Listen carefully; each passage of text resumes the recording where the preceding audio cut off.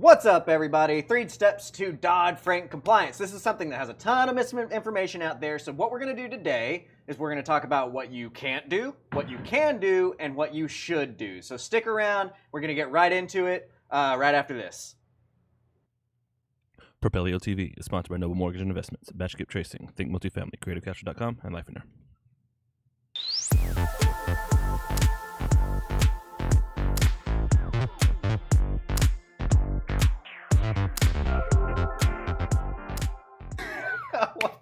Welcome back to Propelio TV. Grant, teach me simple. What's up, Rob? Grant, teach us something. How you doing? I'm good. How are you, sir? I'm well. Awesome. Good to see you guys here. All right, so we are going to talk about today something that is not necessarily like, oh, this is the sexiest topic ever, like rah, rah, rah, but it is something that you've got to know to be able to do. But you know what? That's why the community comes to Grant Teach Us Something, not for the sexy, but for the info. Exactly. We are all about but making it can't. sure... We can be sexy too. I mean, just look at us. What's up, baby girl? Anyway. We want to make sure. Yeah, his live viewers just dropped. We just want to make sure that we're getting as much real, actionable content in front of you as possible. That's what Grant Teach Me Something is about. So, if you know people that are tired of the rah-rah, they're tired of the just like no content, whatever, let them know. Grant Teach Me Something every Wednesday at 11. That's what we got going on is real stuff. So, Dodd-Frank. What is Dodd-Frank? Dodd-Frank is that thing that guy in Congress passed that everybody was up in arms about seller finance and stuff happened. Yep, that's about as accurate as it we're gets. All right, guys, have a good day. We'll see you next week. Yeah, so Dodd-Frank, Chris Dodd, Barney Frank, they were the sponsors of a bill that was the government's knee-jerk reaction to the mortgage crisis that happened in 2008, right? And they said people are not responsible enough to make decisions for themselves, and it is all the bank's fault that the crash happened. Okay, so let's regulate it, right? And people got really scared in our industry. People were like, oh my gosh, Dodd-Frank, I can't do anything anymore, and that's wrong, right? So the thing is I don't mind Dodd-Frank. I don't mind Dodd-Frank one bit. Dodd-Frank actually did a pretty good job of carving out our ability to keep doing our business the way that we need to do our business. So, I'm going to ask you this. Does anybody in this room or anybody watching live have more than $2 billion in assets with a B? And did you do over 2,000 first lien notes last calendar year? It's a lot of silence. It's a lot of silence. So if you too are silent as I am silent, you are what is called a small creditor by Dodd-Frank. Small creditors have a different compliance need than the big guys, the Wells Fargos, the Bank of America. And just for, just because, is it a small creditor the actual technical term? Mm-hmm. And then what would the big banks be? Are they just big banks or are they like Actually, large I don't creditors? know. I don't know. I think because they just have carved out, like they just call it small creditor, so it's just like not small creditor, right? I know it's irrelevant information, but I was just curious. Well, no, yeah. I mean, it totally makes sense, right? So to ask the question. So as a small creditor, we get to do things that big banks can't do, right? Now, the moral of this whole episode, the moral of this whole story is going to be, if you can stare at a judge in the eyes and say, yes, Your Honor, I honestly felt like this person was going to be able to repay me when I gave them their loan, and here's the documentation I came to that I used to come to that conclusion, you're probably going to be fine. That's the moral of this whole story, right? So I think it's been long enough since Dodd-Frank really hit that I don't have as many people that are like terrified to do the business from Dodd-Frank as we did for the first several years of it, right? I think we've spread enough information about this kind of stuff, but I think at all times, you always have to run every decision of yours by that phrase. So before, I don't want to go too off the rails, but just because we're talking about small creditors, is there like a category below that, like micro creditor? It's just small creditor. It's the only definition is like over 2,000 or fewer than 2,000 first lien mortgages in the previous calendar year, right? And less than $2 billion with a B. But I guess what I'm getting at is like, because I know we've talked about before, like the people that do less than 3 deals. Does Dodd-Frank still apply? Yeah, that's a really good question. Okay, so that is called a de minimis rule. So that would be kind of where that cutoff is, right? So there is a de minimis rule in Dodd-Frank. Now, Dodd-Frank has a couple of de minimis rules. One thing that I want to be very clear on is that Dodd-Frank is actually a collection of amendments to other laws. Dodd-Frank isn't just a law in and of itself, right? So Dodd-Frank is amending Truth in Lending. It is amending RESPA. It is amending the SAFE Act, that kind of stuff. is what Dodd-Frank does, right? So there's a different de minimis rule saying this stuff doesn't apply to you until you've done this many deals for RESPA and for the SAFE Act. Matt, because I know you're watching, sir, can you do me a favor? Can you go to Google and type in de minimis? D-E space M-I-N-I, wait, D-min-M-U-S. And then just drop that in the comments, please. Or wait, anybody, no, I think somebody, it's M-I-S. Anybody. I think it's all I's. M-I-N-I-M-I-S. Anyway, somebody out there in the universe, please Google de minimis and then drop that in the comments so I can see what it means. Yes, I think it means like at minimum in Latin or something like that. 2 words, de minimis. The minimum. So you have to hit the minimum before certain things start taking into effect. That makes sense. Now, RESPA is 3 and SAFE is 5. So that's where you'll hear like miscommunications about, oh, well, if it's 3, I can do 3 before I have to worry about Dodd-Frank. I can do 5 before I have to worry about Dodd-Frank. And then there's a separate one for if you're considered a dealer, which I believe is 3 as well, or it might be 5, but I don't. So here's the thing. I don't focus. Yeah, there it is. D-E-M-I-N-I-M-S. It might have been whatever. He typed it. Look at it. So here's the thing is I don't focus on that. I don't really like, oh, Sonia, about minimal things. Like it. I don't care what the de minimis rule is to the point of just comply.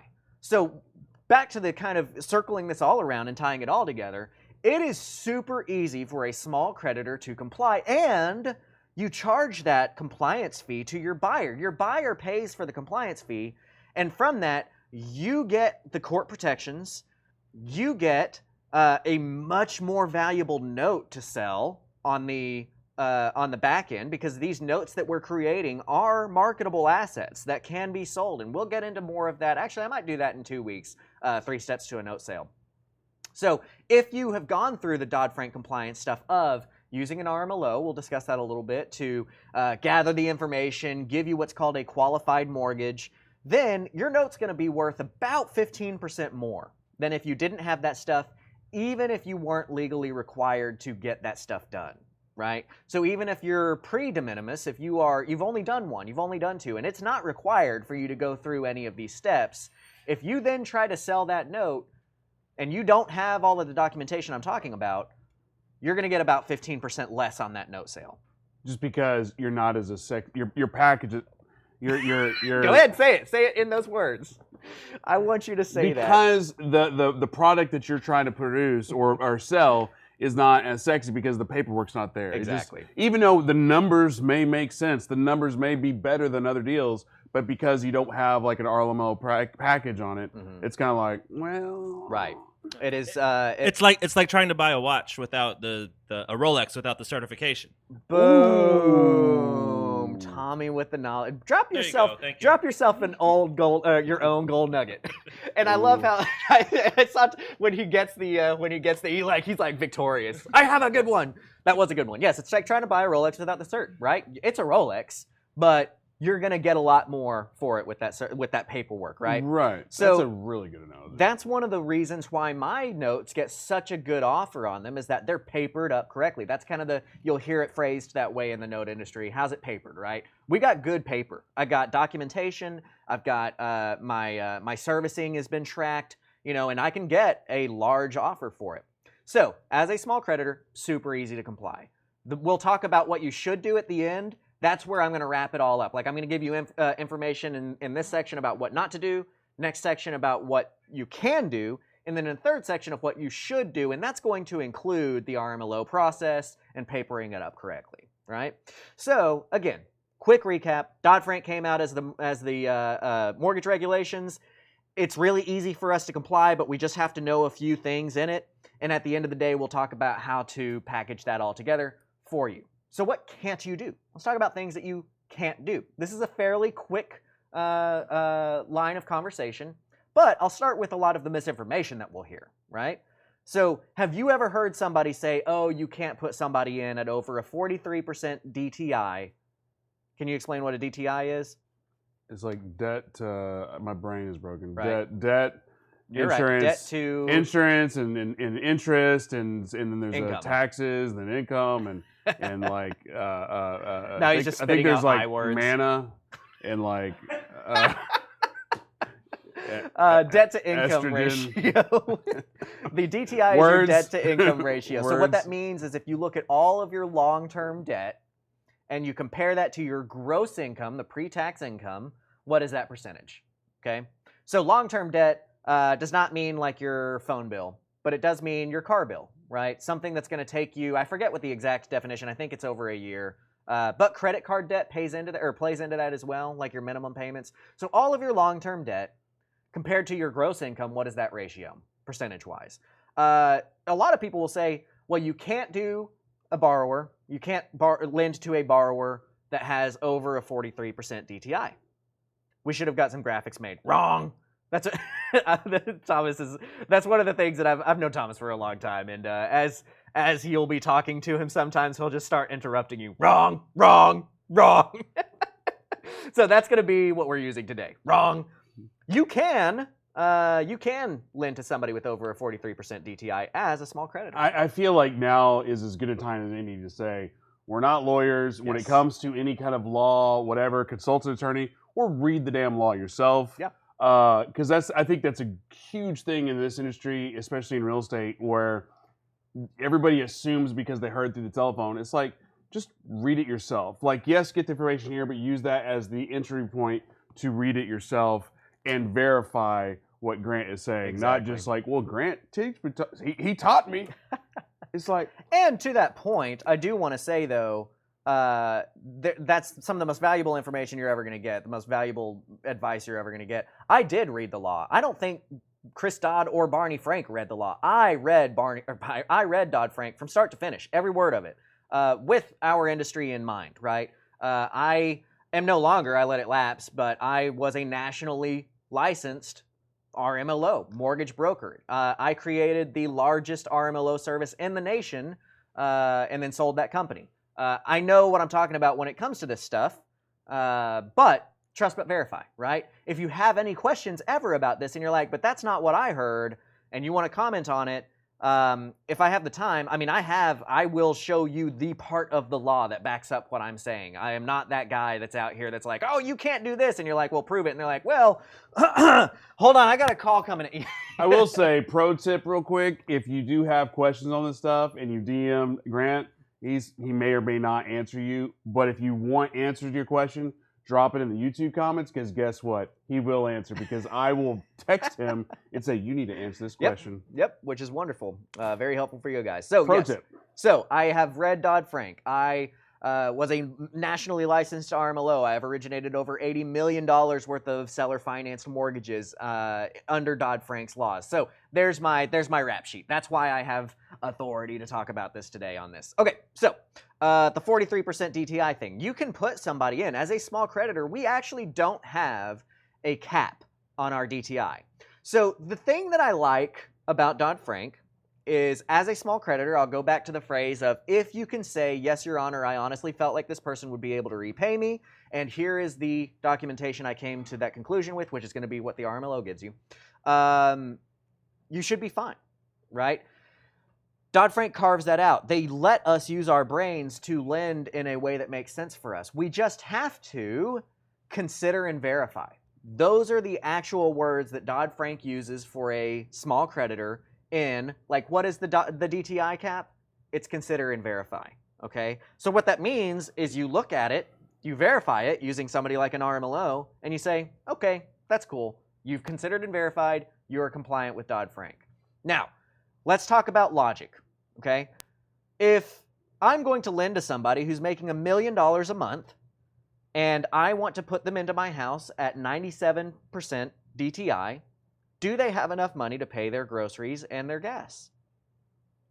At $1 million a month? At $1 million a month. Yes. Yes. If I'm trying to lend to a borrower who makes $1,000 a month, and I'm trying to put them in at a 97% DTI, do they make enough of their groceries? Hell no. Hell no. to use logic. That is one of the nice things. You know, again, I made my little jabs about regulation at the beginning, but then I am coming in at the end and saying, I don't mind it. It's okay. They actually did okay to allow us to do the things that we want to do. So we don't have a DTI cap. Now, the big boys, yes, 43% is their cap. If they want to have what is called a QM, or a qualified mortgage. The QM is what we're all shooting for. That's what we want. That is why, when we get back from our RMLO, we want to have that big old red stamped QM at the top of it so that we can hand that to the judge, and the judge looks at it and says, this is a qualified mortgage. Okay, Stan says he lost audio. Are we coming through? Are we just on an audio sync issue, or can you guys legitimately not hear us? I still have you. You still have me? Okay, cool. So Stan, I'm just going to say might be something on your end. But Maybe let us know if... Yeah, maybe. Okay. So QM is what we're looking for. It's called a qualified mortgage. That's where all these caps come from. I want to take it one step further when I'm saying that Dodd-Frank allows us to do what we want to do, in that Dodd-Frank allows us to do what we want to do. You can do non-QM loans. So these things that I'm about to say we can't do, it is under the pretense that I'm assuming, okay, so Matt just also put in. No, he says good. Oh, it's good here. Audible is, I just saw audio. Okay, cool. Under the pretense that we're shooting for that QM. You can do anything you want, but you take more risk with a non-QM loan, because if you get sued, it's going to look like this. Let's say, Ryan, you gave me a loan, and I stopped being able to pay, and I decide to sue you because it's America, and it's not my fault, clearly, that I can't pay my loan. So I sue you, and I say, Ryan put me into this house, gave me the opportunity to own a house, but I am too irresponsible to have figured out if I can afford this house, and it's America, so it's not my fault, it's his fault. And I'm the predator. And he's a predator, and I sue him. If Ryan has a QM, essentially... the judge, and this is a topic for it, but essentially the judge sees the QM package work, hits the gavel, and says, I rule in the favor of the lender. Okay, that's the short story. There's more to it, but I'm not getting, again, we're fitting this all in for a 3 steps overview. If it's not QM, then you don't get that. Now you got to really defend yourself. Now you actually got to go in there, and because having a QM is so easy, it's going to be difficult to defend yourself in that. And just to open up the doors to every time an investor and a homeowner or a renter or a tenant or whatever, if you got the investor and you get a civilian per se, if you're in front of the judge, you already have whatever, I don't golf, but like a 10 handicap or whatever it's called. Right. You're already throttled down. Yeah, or you're already the hamstrung. bad guy. You're the bad guy. Yeah. So if you can come in and be like, no, here's the paperwork that kind of says I'm the good guy. Right, exactly. Then you'll be okay. And again, it's easy. That's what I keep wanting to get. It's easy and it's cheap to do that. So 43% is misinformation. You can go above that. I actually just realized I mixed up my orders. I was just telling you the things you can do. What you can't do is go over a 30-year amortization if you want to have that QM. Okay? So cap at 30-year AMs. Meaning it's a 30-year mortgage, right? Amortization is just the amount of time that the loan is being spaced out over. Essentially, you can have balloons and calls and that kind of stuff, and whatever. The next thing that you can't do, with that in mind, don't go above 30 years. Don't put a balloon in your note. Okay. Now, after the break, when we get into section 2, I'm going to talk about how you can effectively get the same thing as a balloon and still have a QM, but don't put a balloon in there. So no AM is over 30 years, no balloons, no interest only, and no negative amortizations. That's the quick hit for things that you can't do and still have a qualified mortgage. Okay? Because we want that QM. That QM is our glorious savior whenever it comes to court protections. That's what we're looking for. Okay? So the quick hits there, 30 years max, no balloon, no interest only, and no negative AM, should get you pretty close to understanding what you need to do. Now that we've set up the foundation, now that we've quickly gone over the can'ts, we're going to take a break. When we come back, we're going to talk about the cans. One of the more interesting parts of that is going to be the part about that balloon, right? we'll talk a little bit on that. So stick around. When we get back, we're going to get into what can you do, and then we're going to finish up with what should you do in our last section. We'll see you there. Propelio.com. What does Propelio offer? Lead generating websites, access to true MLS comps, off-market lead lists, and deal alerts. Get them all today at Propelio.com. You want to buy more houses. Here's Dar and his wife after only 2 weeks of being my mentor student. And here's Brady after paying attention to all our online videos and attending all the live Q&As. You want to buy more houses? 3 steps. Sign up at creativecashflow.com/memberships, watch all the videos, attend the live Q&As, and then send me a photo with you and your sweet, sweet new contracts. creativecashflow.com, helping you buy more houses for one low price of only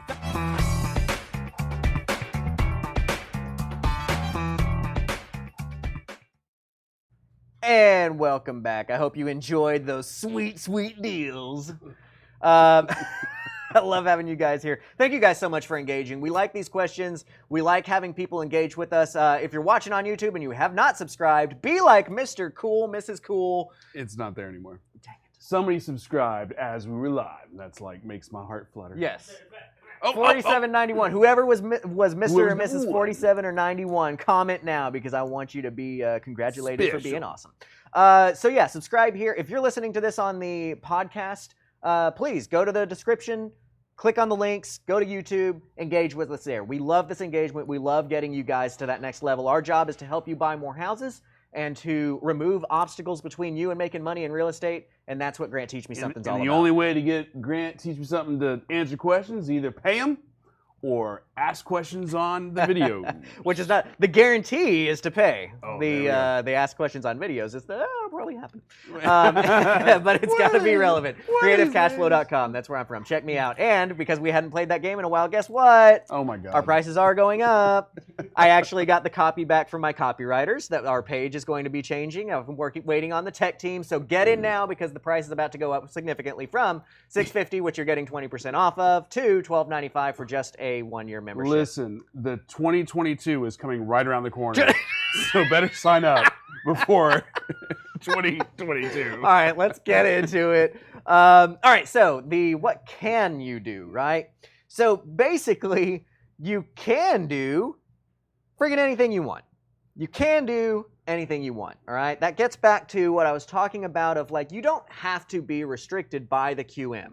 I think a lot of people enjoy saying, oh, you can't do that, but that's not really the full answer. But that, I mean, in a lot of ways, it seems like it sounds similar to the whole, like if you're wholesaling a house or buying a house, it's like, oh, you can't buy a house at 85%. It's like, time out. Yeah, you can. You can do whatever. It's your money. You can do whatever you want to do. Should you? I don't know. Depending on the strategy. I know it depends, but in a wholesale world, you probably shouldn't. Mm-hmm. But you can. So I think that's a very, I don't know, maybe that's a very like small-minded way. I think I just threw you off because you're looking at me like I'm an idiot. No, I'm sorry. I was trusting that you were saying good things, and I was trying to read the comments at the same time, to be completely honest. So we swapped up. So now you're being Ryan, where you're not paying attention. Got it. Because that's the secret. If you a little behind the scenes is when the other person is talking, the other person is not paying attention. Right. That's why we're good at this. It's because we just repeat ourselves constantly. Yes! Woo! All right. It sounded good, Ryan. It was good. I was listening. Good talk. Okay. So again, you can charge any interest you want, right? You can go up all the way to your state usury. Now, here in Texas, usury is like 16.99%. Nobody's going to buy your mortgage at 6. Well, I say nobody. They might, but that's usury. Don't go above usury. That's when it like actually becomes in a divine can't. usury. Real quick. Usury is when it becomes the you can't do this, right? Yeah. Like that is when it is illegal to charge a certain amount of interest. Is when you've passed what is called usury, which I think is basically like you're using people out. Right, but even close to in there, I forgot the term, you've used it before, but it sounds like, oh crap, where it's like higher or aggressive and high cost. Mm-hmm. So there's like a couple of levels of compliance, higher priced and high cost. Is that what you're referring to? Yeah. Yeah. And then there's usury, right? So you can do anything all the way up to usury. Now, another bit of information that we'll get out there that is incorrect is like, oh, you can't charge more than 8%, or you can't charge more than X percent, or this or that or whatever. The can't is the usury, but that's way above what most of us are going to be doing. The going rate in this industry is about 9.5% to 10.5% on a 30-year mortgage if you're going to lend out to a borrower. Mm-hmm. That's totally within the realms of usable. So I'm going to quiz you. I don't know if you know the answer to this. Do you know how a adjustable rate mortgage works, like as far as like index and yeah, I mean it's tied to like Wall Street and the New York numbers and like it obviously adjustable rate means it adjusts from time to time. Mhm. That's why like it's when you have fixed, it's set in stone on no matter what, it's right there. But as far as what adjusted, I'm assuming it's whatever the interest rates of like the Treasury or whatnot are making it go up and down. Right. Yeah, that's totally right. So it's like usually it's like Wall Street Prime, and I think didn't they? And I don't follow enough on traditional mortgages, so I may be saying something really stupid right here. So forgive me. But didn't they just like close down the LIBOR? Is LIBOR still a thing? I think I heard like or read an article or something like that LIBOR was going away. I don't know. I've seen a couple of Barnes and Nobles. Crickets. I hate you. Crickets. All right, so Get the it? way that LIBOR? it adjusted, Library? yeah. Get it? Which by the way, just as a completely off-topic side note, like why do I buy books? How does Barnes and Noble exist when there is literally a thing that gives them away for free to us? Move on. All right, My so bad. anyway, that was my bad. I apologize to everybody on Facebook, YouTube, podcast, smoke signals. I apologize. Hate mail trolls now. So 2021, the LIBOR is going away. hey, I'm not an idiot. Thanks, Tommy. Thanks for looking that up. So yeah, LIBOR's going away. So the way that an adjustable rate mortgage works, this is traditional mortgages, just in general, ARM, adjustable rate mortgage, is they're going to look at an index, okay? That index, anytime you hear, an index, the definition of an index is it is one number that represents many numbers, Right. okay? So like in the stock market, you may be very used to hearing like, what's an index in the stock market? Like S&P or NASDAQ. Yep, S&P 500. That is the top 500 market cap companies on the what do they call it? Is it NASDAQ? What do they call it? Anyway, on the market, the top 500 market caps. All of those are represented by one number. That's the S&P 500, right? So similarly, Wall Street Prime is one number that represents what a good mortgage should be right about now. So obviously that changes, right? Obviously as treasuries change, as the stock market changes, as all these things go up and down, that number goes up and down, okay? So that is an index. Now, the way that an adjustable rate mortgage works is they're going to have an index, like the Wall Street Prime, and then they're going to have something called a margin. So they're going to say like, hey, Ryan, you want to buy this house and you want to get a adjustable rate mortgage for it. So we're going to use Wall Street Prime as our index. That's going to be our like baseline. That's what we're going to pay attention to know what the numbers are. And we're going to add 3 to whatever that number is, and that's going to be your note rate. Okay? So that's the simplified version of an adjustable rate, is that they're going to say we're going to take an index, we're going to add a margin to it, and then that is your note rate. All right? So in seller financing via post Dodd-Frank, we have regulations as far as what we can charge on an interest rate level, very handled in a very similar way to an adjustable rate. We have an index, which is called the APOR. Do you remember what that stands for? It's been like 2 years since we've talked about this. No, I've already capped out on my jokes for the day, so I've got nothing. Average prime offer rate. So the government itself looks at what was the best interest rate that somebody in Texas got. What was the best? I say best. I mean, what is if you've got an A+ credit score, what would you get in Texas? What would you get in Delaware? What would you get in Louisiana? And they average all of those numbers up from all of the states, and they release that number every Tuesday. That's called the APOR, the average prime offer rate. So that is what they use to regulate what we can charge as far as because we're going to hit certain compliance milestones. If we charge a certain amount of interest rate to our end buyer, we're going to have to do certain things compliance-wise. Now, if you're charging right at what the banks are charging, which right now, this week, the APOR is somewhere around 4.5. It's like 4.5 or 6 or something like that. But for ease of my math in my head today, because I suck at math without a calculator, I'm going to say 4.5. This week, it's right about 4.5. So if we're charging right about 4.5 or 5% to our borrower, that's basically what the banks are charging. And if our borrower were to sue and say, hey, this is America, it's not my fault that I can't pay my mortgage, this person's a predator, and we have a QM, and we are right about what the APOR is, we're going to take our paperwork to the judge, and what are we going to tell our judge? If we have all the paperwork? Right. We're going to stare him in the eye and say, hey, I'm compliant, I'm doing everything I'm told to do. uh-huh. Your Honor, I honestly felt like I would be, or like this borrower was going to be able to pay me back, and here's the documentation I used to come to that conclusion.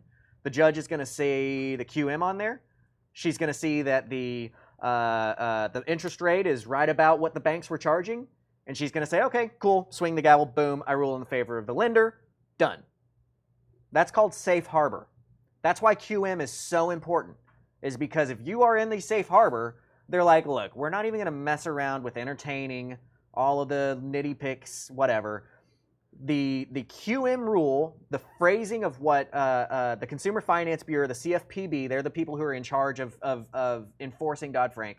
Their definition of QM is that under the law, a QM states that they will presume, and I want you to remember this word, they will presume that anybody that complies with QM standards has complied with the ATR requirements. ATR stands for ability to repay.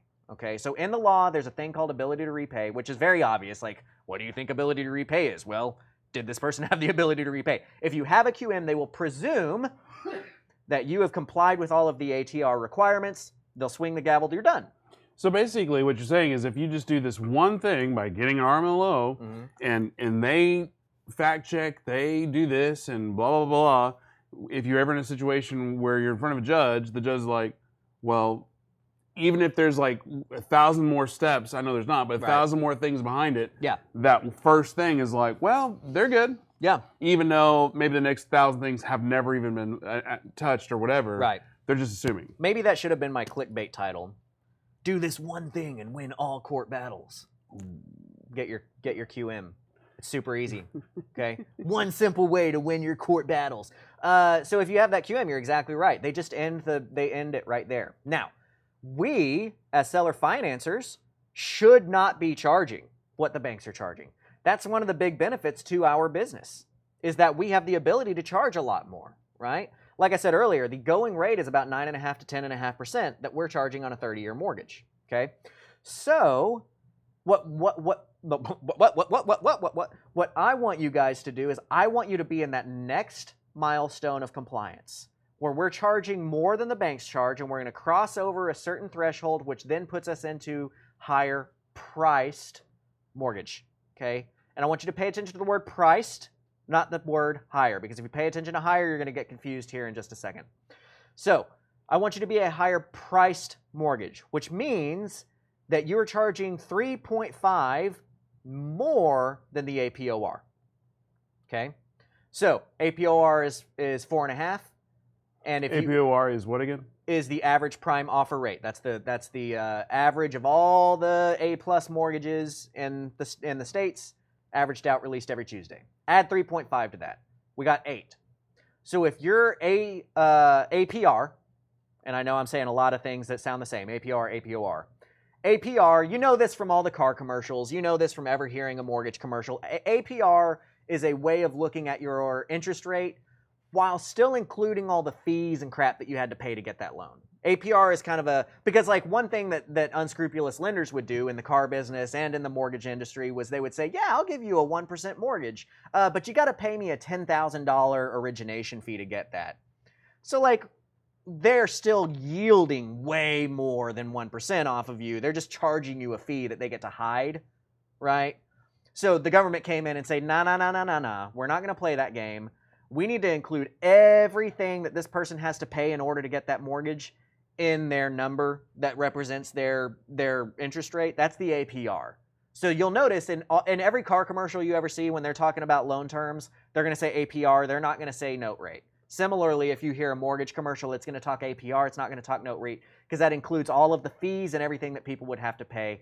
I'm going to cut it short here and tell you, in this industry, our APR is typically very close to the note rate. In other words, if I've sold him a mortgage or sold him a house and giving him a mortgage at 9.5, his APR might be 9.7, right? It's very close if you're running things the way you should be running things. So, all that to say, when Dodd-Frank is looking at our compliance, they're looking at the APR. They want to say that our APR is within a certain range. So, if you do the APOR, the average prime offer rate, you add 3.5 to it, now we're at 8.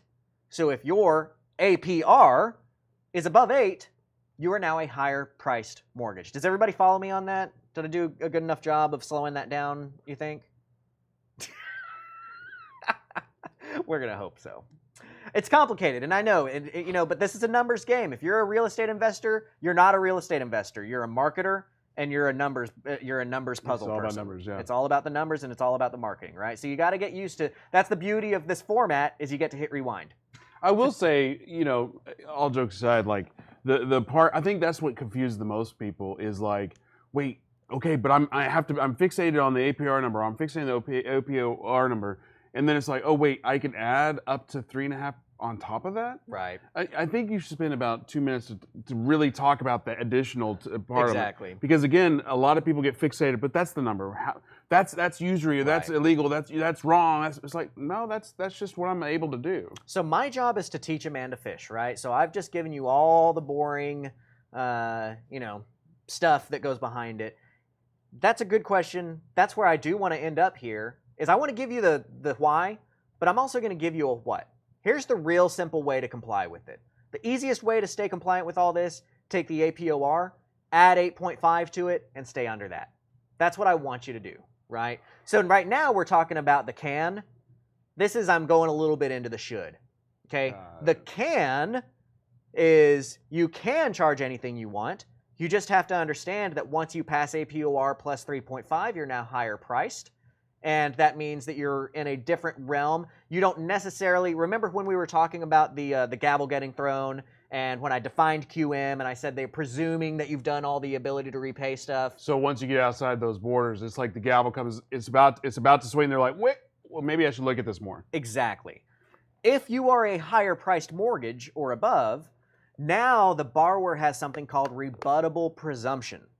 So if you are in that area where you should be, same thing's going to happen. You get sued. Borrower says, this is America. It's not my fault. That person put me in a mortgage I couldn't do. You're going to go to the judge. You're going to say, yes, Your Honor. I honestly felt like they were going to be able to repay me when I put them in this loan, and here's the documentation I came to conclude that. They're going to say, oh, this is a QM. I'm going to rule in their favor. And as they're swinging the gavel, the borrower is going to be the one that says, wait. You just presumed that they did everything that they needed to do to prove that I could pay this, but I'm going to rebut that presumption. It's called rebuttable presumption, okay? Now, when they sign their application, they sign a document that says that to a fine of $10,000 and a federal offense, they are telling the truth on this application, the whole truth and nothing but the truth. In other words, if they've lied on your application or did not come up with or did not tell you the whole truth, it's punishable by a fine of $10,000 and it's a federal offense. So at that point in time, what is the borrower going to come up with to rebut that presumption without also saying, oh yeah, and I forgot to tell them that I also had all these other debts, right? So our can is you can charge anything you want up to usury. Our can is that instead of the second part of the can, to go off of the can'ts, is that why do we do balloons? And I'm actually kind of abruptly switching topics here, right? So I think we've covered enough on the interest rates. I'm going to abruptly switch over to another topic, which is the balloon, right? There's no balloons, but why do people put a balloon in their loan? And I'm trying to figure out who you're asking about, like an investor, yeah, just like in a hard general, lender, but like if are we talking about seller finance? More particularly in the seller finance. I would say to get out of the deal and move on, right? Just because like maybe they don't want all their money tied up in a 20, 30 year situation. Yeah. So another way to phrase that exact thing is they want to light a fire under their borrower's butt to refinance or sell the property or whatever because they want to get paid off, right? Yeah. So you can't have a QM balloon. There's caveats to that. You can if you're doing rural and underserved as defined by HUD, if over 50% of your deals are done there, blah, blah, blah, blah, blah. There is a exception to this. But most everybody watching, they're not going to fall under that exception. I'm talking generalities here. I have 1 hour to talk about a document that is a million pages long, right? So we're going through our high-end 3 steps. So I'm going to say you can't do a QM and have a balloon, even though there's some exceptions. But what you can do is an adjustable rate mortgage to your borrower. You can even make that what's called a step rate mortgage, where you say, look, I'm going to give you this loan, but I really want you to refinance out of it. I really want you to pay me off fairly quickly. So in 3 years, every year your interest rate is going to go up by 1%. Okay? And you've got to put a cap to that, and you've got to put some other rules to that. But that way, you're still lighting a fire under your borrower's rear, and you're still staying compliant, and you still have a QM. So that's your can. That's the way that you can, like say for instance, you've got a loan from your bank with a 30-year AM and a 5-year call. And so you want to make pretty sure that they're going to refinance by that 5th year. Maybe you do that. Maybe on year 3, your borrower starts, their interest rate goes up by 1% every 6 months, right? Because you want them to refinance before you hit that 5th year on your underlying money. So that could be a way to do that. So there's some big cans. What can you charge interest rate? What can you do to get around the balloon side of things? And then just flip the other can'ts, right? If you can't do any more than a 30, you can do up to a 30-year. You can do anything underneath that, right? So those are our cans. When we get back from break, we're going to approach our shoulds. What should you do? How should you handle this in a way that's going to be simple for you? Because I teach a man to fish. That we're all about big, real content, right? But the easy, simple answer is like just use your RMLO. And they'll handle all this stuff for you. I just want you to understand what's going on in the background. So when we get back from the break, we're going to talk about in a very practical manner, how do you put all of this stuff into play that we've talked about in the first 2 segments in a way that makes sense for you and your portfolio so that you're protected and you're making the most money possible. Propelio.com. What does Propelio offer? Lead generating websites, access to true MLS comps, off-market lead lists, and deal alerts. Get them all today at Propelio.com.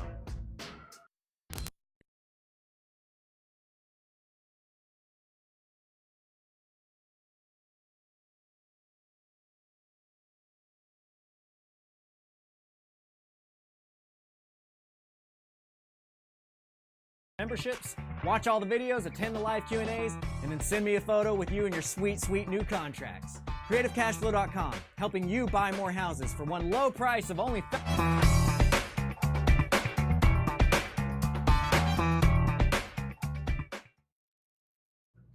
Speaking of sweet, sweet deals, one thing I'm gonna ask Grant if it's cool, but he didn't know. Whatever. Drop in the comments. Why? I'm trying to think. What can I say here? We're such a good. We love the book Influence, and what is the big thing about influence is like I want this because. So what I'm going to politely ask Grant is, if in the comments, whatever, are you cool giving away like a 20, 30-minute consultation call or whatever? Yeah. All right. But it better be good. You better do something. Yeah, so in the comment section of Reciprocation. Facebook and on YouTube, and this is during the live, but if somebody drops it really cool on the post on the YouTube later in a year from now, I'm cool with that too. Say, I want to call with Grant because whatever, and whatever the best response is that, you'll get the call. Nice. And if you don't have the book Influence, I'll throw in the book Influence as well. Oh, check that out. That book is huge, man. So anyway, the whole thing is if you just ask for something and just put in the word because, you have a little extra opportunity to get it. Totally. So therefore, in the comment section, I want to talk to Grant because blah, blah, blah, and whatever the best comment. And it's completely arbitrary. Yeah, I dig it. And we'll do a Zoom call. We'll do like a video conference. I'll even record it and give you a copy of that. I like to see faces. Cool. Unless you don't want your face to be seen. So yeah, welcome back and drop that in there. If you need some help with something, I'll do a consultation. And here's our because we want engagement on the YouTube. That is what helps us out on this side. Like we're giving away what I would have trouble having anybody argue was not highly valuable information. I was at a conference, so the two things I already remember was like, everybody's always like, dude, I love your comment. And every single person I've ever talked about our YouTube stuff has two comments. Man, how are you giving this stuff away for free? And man, how is nobody else watching this? Right? I'm my own. Yeah. So we're giving away a ton of stuff for free, and we need some help back, and that is in the form of engagement. Longer comments do better for us, right? The algorithms that are looking at it really like seeing that. So we want that kind of engagement, and we just want to get to know you guys better because this is a community that we're building here, and we like to be a part of your success, and we want to see what's going on with that. So please get engaged there. All right, so we've talked about our 3 steps, right? What can't you do? What can you do? And now we're going to talk about what should you do, right? So this one's going to be a little bit more of a simple answer because for that compliance in Dodd-Frank, what you really need to do is just when you get your borrower in and you've kind of had a chat with them about what you're expecting from them. I saw a comment earlier about like, do you get to guide the RMLO? Yes, the RMLO is you are the lender. The RMLO's job is simply to originate the file. Origination is defined as collecting an application and negotiating terms and that kind of thing. Now, there's some gray areas. We're not going to go deep into this. Can we do like one quick nugget? Because it's been a minute since I've done this. But when you're talking to somebody, the last thing you're ever supposed to do is talk terms. It's like give them the RMLO first before you even talk numbers at all. Is that a thing? Yeah, that is. I'm sorry. Just no, quick. it is. It is and it isn't. Right. So that's something that I don't want to say I'm uncomfortable going into, but I think it's a bigger topic than just today, right? I respect that. Because there's a lot that kind of goes into that. It's a gray area, frankly, that with the law that we currently, because I've got relationships with some I say relationships. We know who each other are. We have talked about this with like the commissioner of the Texas SML, with senators in the state side and national side. Like, we have these conversations. We are on an understanding of this is a gray area, and they're like, yeah, we know it's a gray area, and we get what you're doing, but like we're gonna need to get this handled out. But for that reason, it's like, let's just kind of let's skirt that for another day. Got it. My bad. No. It's a good question though. It's a very good question. So here's the thing: is that you are the lender. The RMLO's job is to collect that application, to be a third party that is licensed under the SAFE Act, to make sure that your borrower is getting the truth in lending disclosures, getting all the RESPA stuff handled into, all that kind of stuff. And so you get to guide that and tell them, like, hey, I want these guys approved at 9.5%, or I want their application run at 9.5%, 30-year mortgage, blah, blah, blah, blah, blah. The RMLO's job is to do what you want as the lender, collect the application, and the RMLO is not the one who approves or disapproves your borrower. The RMLO collects all that stuff, and then they send you something called an underwriting package, because you, as the lender, are doing the underwriting. Underwriting is when you look at all the information and you make your decision yay or nay. That's what underwriting is, okay? So they're going to just collect it. They're going to send it to you via email or whatever. You're going to take a look at it, and that is your consider and verify step. That is because so many things in there. Like, we don't have a minimum credit score. We don't have a maximum DTI. The phrase in Dodd-Frank is consider and verify. So when you get that underwriting package, that's your consider and verify. That's so vague. I know, right? But that's why I'm like, don't freak out about, it's like they carved it out for us, right? So you'll consider and verify, and then you tell the RMLO if you approve or you disapprove, and they will convey that information to the borrower, and then you go forward with your closing, right? That's the beautiful part about it. Now, an RMLO is going to cost somewhere in the $850 range on the more expensive ones, they may charge like a point origination, right? What's the difference between a point and a down payment? I'm trying to think in terms just general, like your hard money lender, right? A point is. Tommy's got it. Tommy, give us, what's the difference between a point and a down payment? Down payment goes towards the principal, and a point is just a payment for taking the loan. Right, exactly.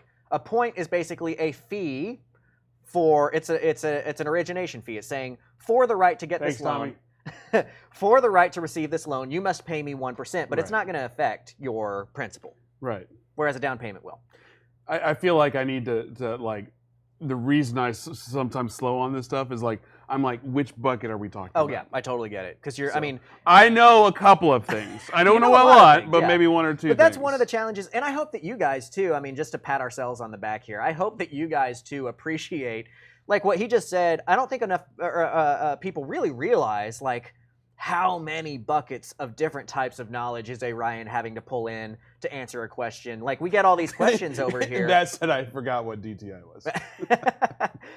We get questions, and like similarly on my creativecashflow.com Q&A, which happens every Monday at 7 p.m. Price is going up. Price is going up.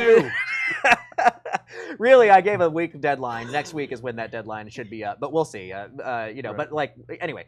So every week, every Monday night, I do a Q&A, and my academy students get to ask any question about anything, right? And so like just understanding like we're pulling from a lot of different knowledge to give this to you guys. I hope that y'all appreciate and have fun with that because it's fun. It's cool to be able to do that. Anyway, so back to the whole point of the whole point of points. Back to the whole point of points versus down payment is that you can charge origination points. There's a cap to that. It's 3%. That's another can and can't. You can charge origination points. I don't really recommend it. But up to 3% in points and fees can be had on this loan. Some originators in some states may make that part of their thing. It's like, to do the RMLO work for you, we're going to charge a 1% or 1 point to the borrower. That stays to them. But, for instance, Texas Pride Lending, which I founded, I sold over 3 years ago, but we would charge $850 flat fee. That's what we would do. And you charge that to the borrower. Same thing with servicing your note. Charge the servicing fee to your borrower. So all these fees that help you stay compliant and help you have a more profitable note sale get charged by the buyer. It's one of the beautiful parts about this industry, right? So what should you do? You should get your buyer in. You should send them to your RMLO. You should have the RMLO process all of that, and then look over that package. When it comes back, the underwriting package, look for the QM stamp and see if it's QM or non-QM. If it's non-QM, figure out why. Work with your RMLO to see if there's a way that you might be able to structure it to make it a QM. Yeah, and just staying on topic with the what should you do, because this is real estate and creative cash flow is part of the fun, but it's just like you can get so creative with everything in this business, everything in this world, and I'm sure you could find all the loopholes in the world to where you're actually making 110% DTI. That being said, should you? And Right. I think the question remains is like, it's literally just don't be mean. Don't try to take advantage. Do right by your customer. Do right by your people. Mm-hmm. And if you stay in that, you could still make a ton of money. I'm not saying don't make money. Right. Make that money. Right. Absolutely. But don't go for the jugular all the time. To that point, do you know the phrase that like is our company motto? Like if I say, what are we going to do? Would you be able to fill that out? For you? Yeah. Yes. What is it? Prices going up in 2022. That has been my motto for like a year now. Oh my gosh. I threw him on that one. So my company, anybody that works with us, anybody that's a JV partner or a contractor. Oh, Tommy, do you know the answer? I see you queued up over here. We do what's right even if it's not in our best interest. Yes, exactly. We're going to do the right thing, especially when it's not in our favor. That is our motto, right? And I suggest that you have something along that same theme within your company, because that will help you in the long run. And as long as there's something and so I'm gonna get Christianese here, like in the directives of like what it takes to be an elder and that kind of stuff biblically. One of the things that really I take to heart in there in a study that we did, and I think it's in Timothy, one of the items is that you're above reproach, right? And I really like what that stands for, right? That like no matter what, if somebody's trying to throw you under the bus, your defense is that doesn't sound like them. You know what I mean? Like, be above reproach. Live your life in such a way. And I had this happen firsthand with somebody who, about a year or two ago, tried to throw me under the bus for something that was really stupid. And they were trying to gain favor from people by like, we're gonna goon squad, whatever, blah blah blah. But the only thing that happened is like 10 people commented like, that doesn't sound like Grant. There's something going on here. What's up? I have no idea what he's talking about. Good. That doesn't exist in our world. Yeah, it doesn't, and that's that's part of the reason why we had that kind of response, is because people know that we're not going to participate in that kind of stuff. So you guys have that same kind of philosophy when you're doing these mortgages. What can you do? Is there any? To that point, to bring it back to mortgages, is there any legal limit to what you can sell a house for? The answer to that question is, I am not a lawyer. Consult your attorney. I like it. The answer to that question is, I'm not a lawyer, but no. There's not a limit. If a house is worth $100,000 on the sell open, it for $2 billion. Done. What is a 19? I don't even know. When did Babe Ruth play? Do Right. you know? I know what you're saying. It's like they're what's the market value of anything? It's what somebody's willing to pay for it. Just because the ARV of your house is $1 million, if nobody's going to buy your house $1 million, it's not worth $1 million. Yep. it's only worth what somebody's going to pay for it. Absolutely. So if the neighbor's house is $1 million and the other house sells for 1.2 and yours sells for 600,000, guess what? Yours the was worth market rate 600,000. is 600,000. Yep, absolutely, and I love how you say that. So part of the reason of why I pull this out is like you were talking about. There's going to be some creative ways to get around things. Glenn brings up they had an RMLO who wanted to lower the interest rate based on the buyer being underqualified. We would have to know more of that story to know really what's going on. But if it was like if they were trying to say like, oh, you can't charge this certain interest rate. You know, again, like I said before, you've got higher price, you've got higher high cost. I don't want you to be in the high cost, even though you can be in high cost. There's more stuff to it. But what I'm getting at here is there is a certain religion, and I can't remember which one it is, that can't pay interest. Well, what I was is Islamic. Is it Islam? Okay. Islam. Were you going to say something? Well, I was to your point about the whole. Dan Diaz was in the studio 2 weeks ago, and he was talking about how he had a seller finance type of deal where he was selling. He's basically selling a $150,000 property for $250,000, but they did some creative things to where like she was running away from somebody, and he made it to where like basically hid that she owned it. And then her realtor friend got in, and she's like, "You're trying to sell us for $150?" He's like, "Uh huh." "You're trying to sell for $250?" He's like, "Uh huh." And they're like, "Well, are we going to close?" And she's like, "Well, what about $150?" He's like, "We could do $150, but all those creative things that came with the $250 price, I'm not doing those anymore." So anyway, but my point to that is A, plug that show, but B, point out that to the point of this whole conversation of should you, could you, do you, the sky's the limit for that situation. Yeah, go for it. Yeah. So sorry. No, that's good. And hopefully you got enough time to think about what you're going to say. Well, and that's so like it's along those same lines of like in Islam you're not allowed to charge interest. So to that very same point, when I owned Texas Pride Lending, that's one of the things I ran into, and I had to solve this problem for a couple of people. And well, I solved it once, and I had to use it 2 or 3 times, where somebody was Islam, wanted to buy with owner financing, could not pay interest. So instead of buying the house for $100,000 for 30 years at 9.5%, if they had bought the house for 9.5% 30 years, ultimately the investor would have made something like $300,000 on it, right, with interest and everything pulled in. So they sold it to him at $300,000 with 0 interest, right? So there's creative ways to go about making these things happen. Nothing caps what you can sell a house for, but what should you sell the house for? Should you sell it for $300,000 and 0% interest to just somebody random on the street? Probably not.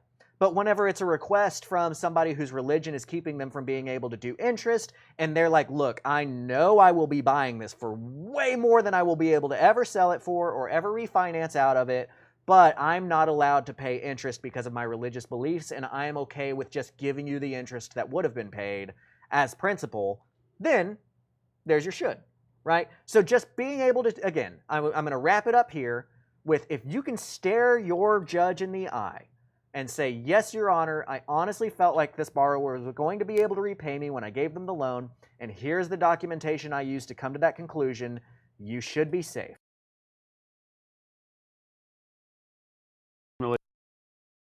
Just right. You can make money, and you can make a hell of a lot of money in this business, but going for the jugular, say that's acceptable, and say, you know, I don't know. I'm just saying, don't be a dick. That's above.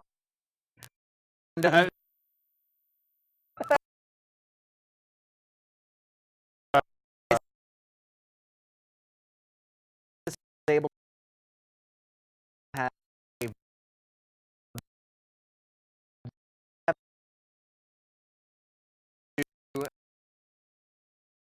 got that creative there's Propel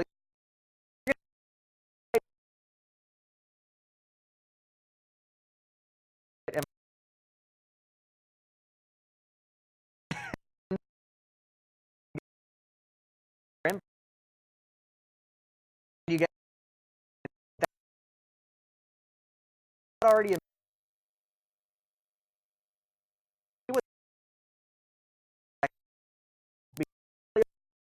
just superior, amazing. couple questions or whatnot? Yeah, we'll hit some questions So- after I get done hawking your product. My bad.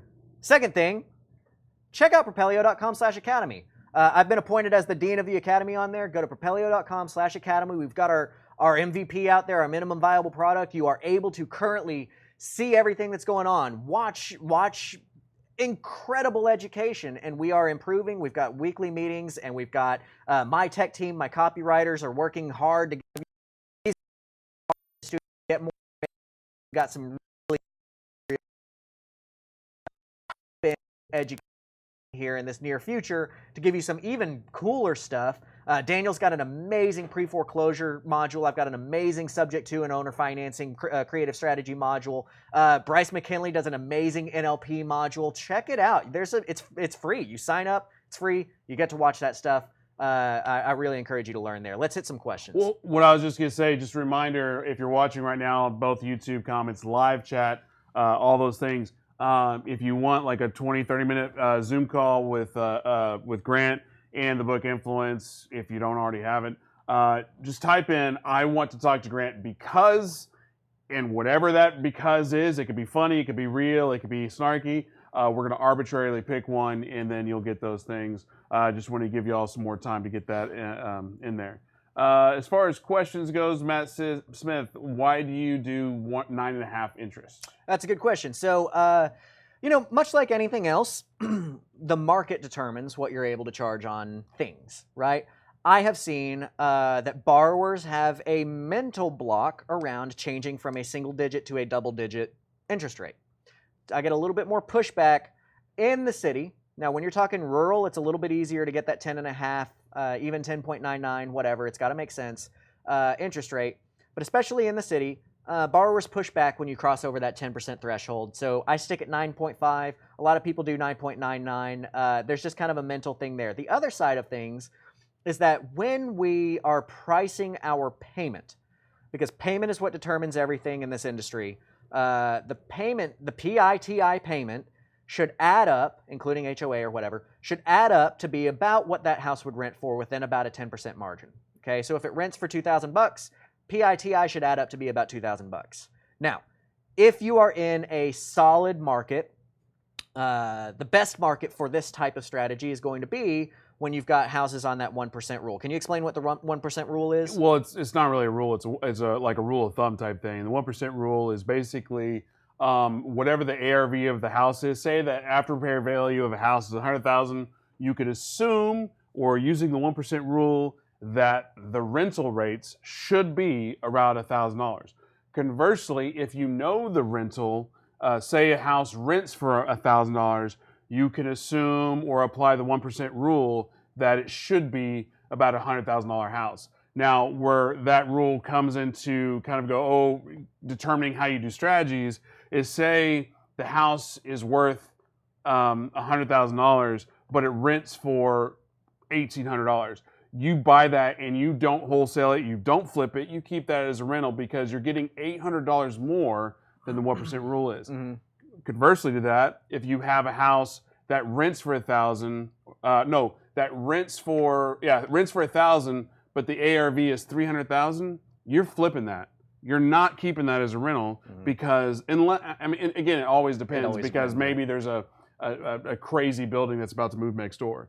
But that's just a good indicator of determining strategies. Should I wholesale it? Should I flip it? Should I keep it?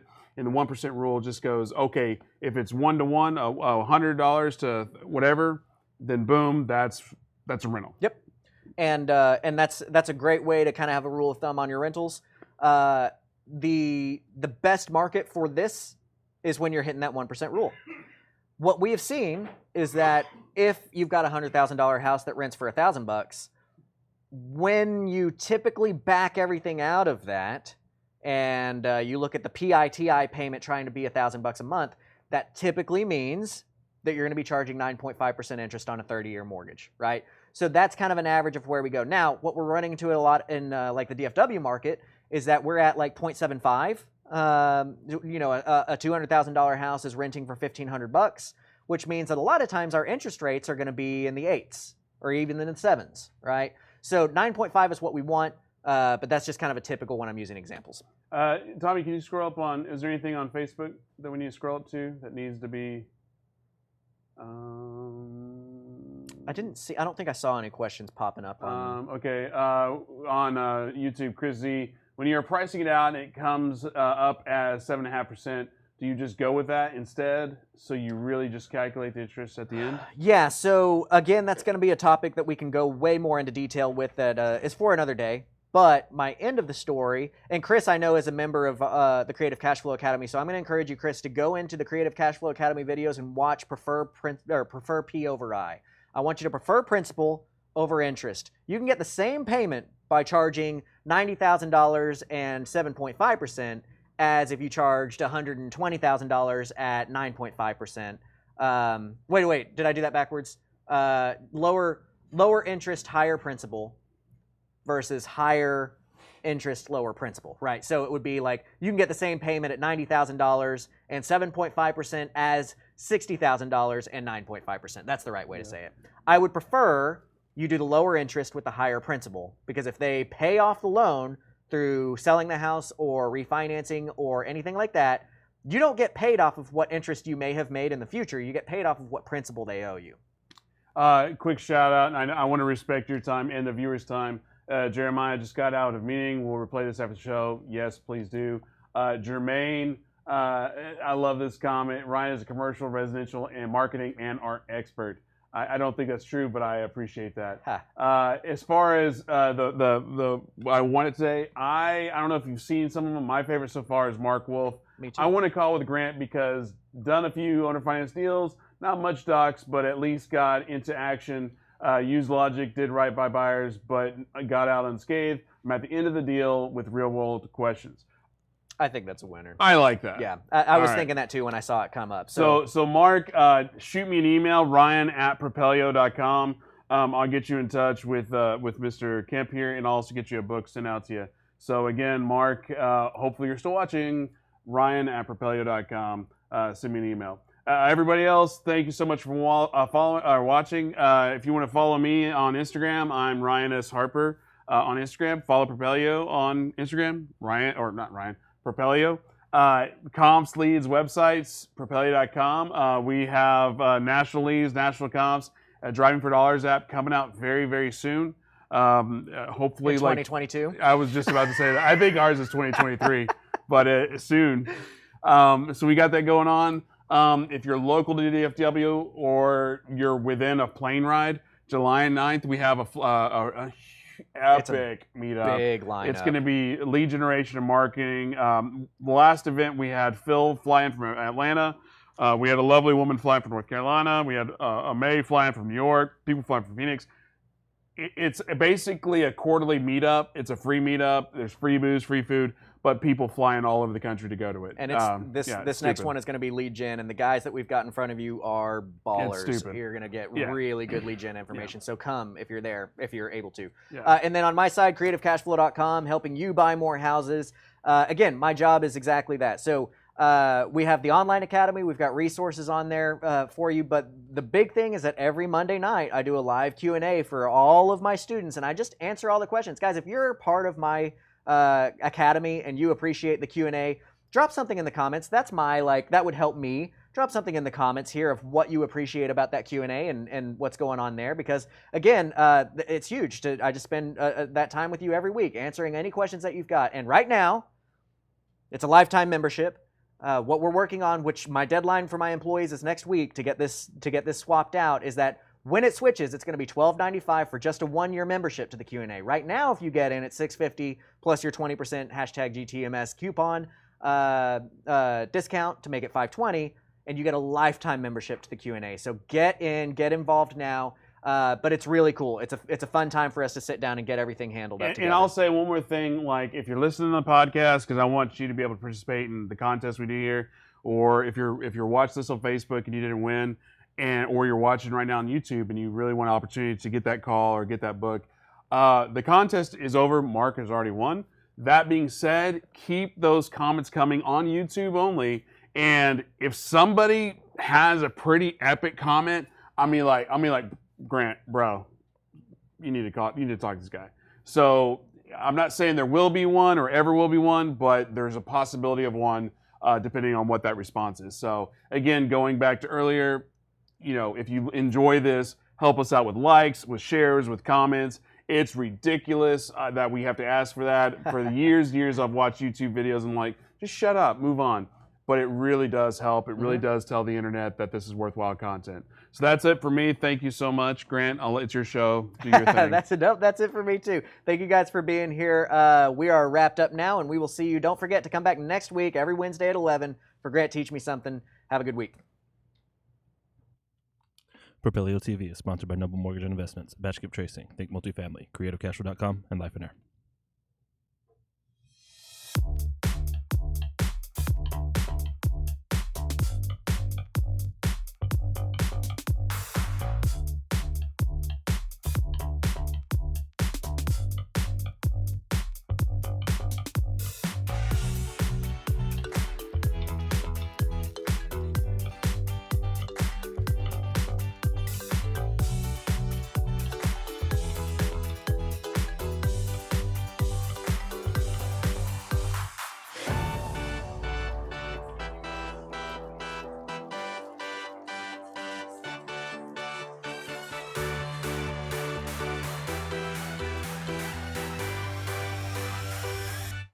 Thank you, everybody, for showing up to the Propelio event. We had a great time.